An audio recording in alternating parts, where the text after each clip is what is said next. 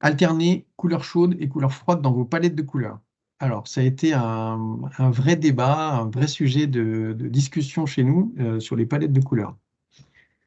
Et le résultat de tout ce débat, c'est cette bonne pratique qu'on vous partage ici. Dans la version 6, vous avez différents niveaux de palettes de couleurs. Vous avez une palette de couleurs sur le projet.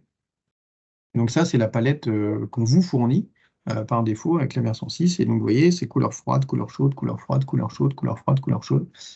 Pourquoi? C'est pour donner un maximum de contraste et que vos graphiques soient les plus lisibles possibles. Et c'est très, très important que les graphiques soient les plus lisibles possibles parce que des fois, il y en a qui sont très beaux, mais distinguer un bleu comme ça avec un bleu plus clair, mais juste à côté, c'est compliqué. Donc, niveau projet, donc là, votre directeur artistique, votre responsable, votre infographiste va définir les couleurs de votre charte graphique et il va pouvoir vous les proposer par défaut. Donc ça, c'est au niveau du projet, vous allez pouvoir appliquer cette palette-là. Au niveau du dashboard, vous allez pouvoir appliquer une autre palette. Vous allez pouvoir en créer une ou en utiliser une autre. Je vais sortir de ce projet pour aller sur celui-là pour vous montrer les différentes palettes. Donc, ok, donc ça c'est pour l'aperçu, c'est pas grave. Je vais sur un dashboard.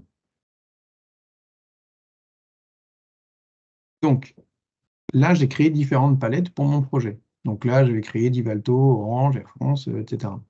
Je peux changer ma palette dans le dashboard pour dire je veux utiliser la palette Air France de mon projet. Et donc, quand je regarde ce que ça donne, hop,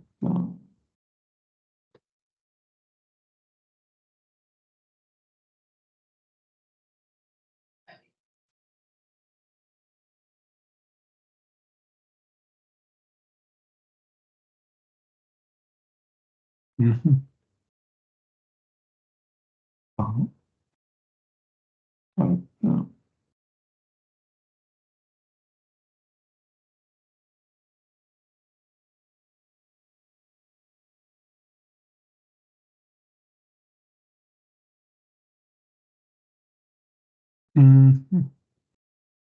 Bon, j'ai perdu mon compte.